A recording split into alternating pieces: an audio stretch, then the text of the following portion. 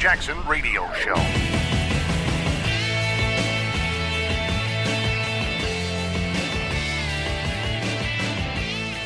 What's up, everybody? Kevin Jackson here. We've got some great news. Kevin Sorbo's new film, Let There Be Light, was released over the weekend. Kevin's a friend of mine, played Hercules, I get it. But Kevin's an amazing guy, he really is, and had the pleasure of spending a lot of time with him on a fishing trip. He's working with us on Bleeding Blue, which is our film that'll be coming out soon, bleedingbluemovie.com. Kevin produces films now that he believes give people inspiration in God. And I got to tell you, I'm a lifelong fan of Hercules and my friend Kevin Sorbo. And his film, Let There Be Light, opened over the weekend. We flocked to it in droves. You've got to see the film. And it did great. Great opening for a small independent film. Film was produced for less than $4 million. Sean Hannity funded this film, handed Kevin a check for $4 million and says, go make it happen. And he did it. And he and his wife, Sam, have been hitting the rounds, making the circuits on the film. And they've got people, been doing an amazing publicity job on it. And they're saying that it'll now, I think it debuted in 350 theaters.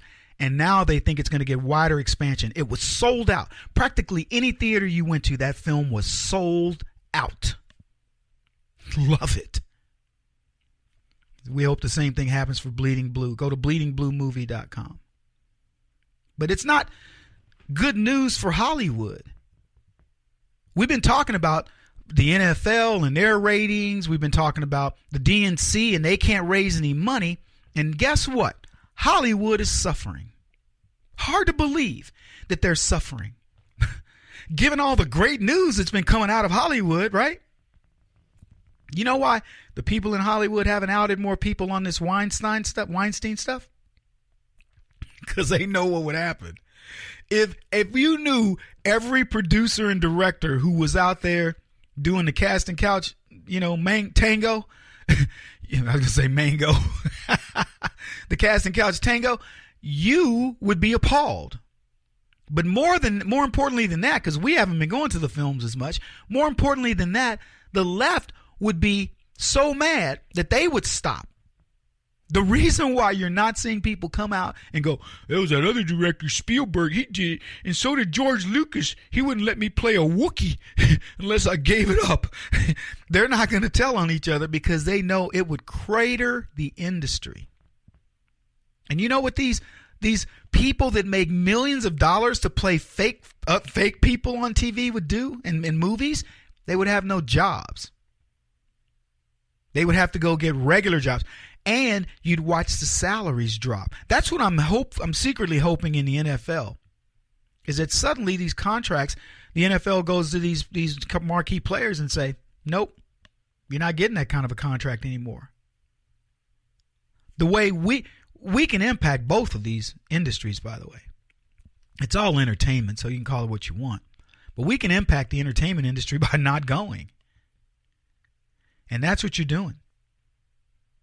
They said that George Clooney and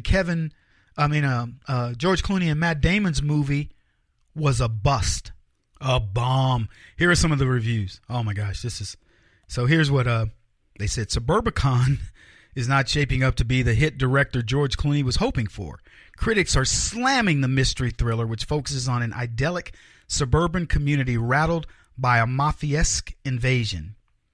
Even the award-winning actors Matt Damon and Julianne Moore weren't enough to earn the film, rated R for violence, language, and some sexuality, praise from the critics. Here are a few. So The Atlantic. About 30 minutes into the movie, a depressing thought dawned on me. These storylines are never going to intersect, and indeed they don't. The result is a film that is both mundanely and inimitably bad.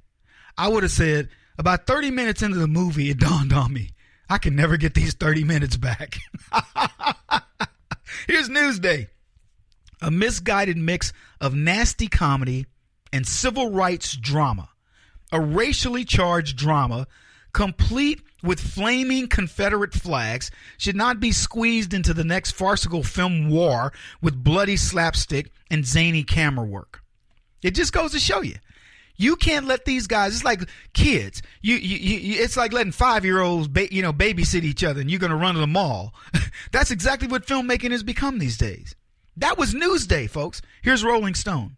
This scattershot satire of the dark underbellies of the 1950s suburbia feels more like the movie the Coen brothers forgot to make. But the star staying behind the camera here lacks the instinct to go for the jugular the way the material demands. That was Rolling Stone. I could give you more, but I want to get to the numbers because this is what matters. Keep in mind, folks, Hollywood loves itself. They love certain people. So you would hope that Clooney would, that the critics would just say, let's just leave him alone. He's all right. Let's get people to go. They've got an investment here. Instead, apparently, people went to see Jigsaw, dominating the domestic box office on the pre-Halloween weekend with about $20 million, which isn't huge, by the way. Matt Damon's Suburbicon and Miles Teller's Thank You for Your Service are bombing. Jigsaw, the 8th installment of Lionsgate's Saw franchise, is performing in line with expectations, which range from 18 to 22 million. Get this, 2,941 locations this weekend. Contrast that with Kevin Sorbo, whose film opened at 350 theaters, standing room only. My friends were calling me, Kev, standing room only. We had to wait in line to get into Kevin's film. And here's what these guys, 2,900, almost 3,000 film locations for Jigsaw to generate $20 million.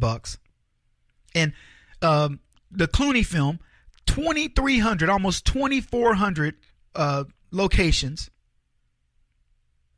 Oh, I'm sorry, that's not true. It was a Medea Halloween, was at 2,300 locations, and Suburbicon was at 1,600 locations. Earned $180,000 at 1,614 locations, and it earned less than $1 million overall. That was on Thursday night when it opened, pre-open as they call it. And in $1 million total. It's earned $1 million.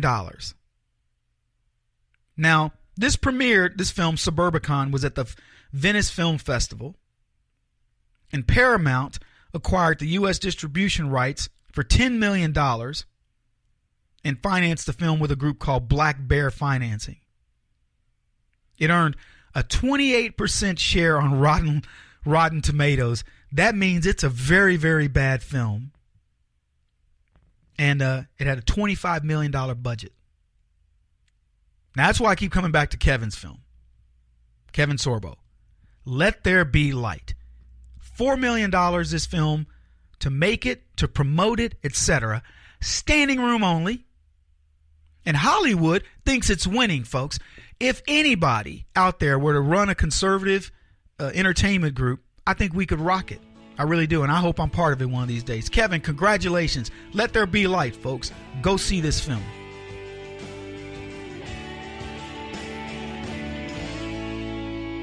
This is the Kevin Jackson Radio Show.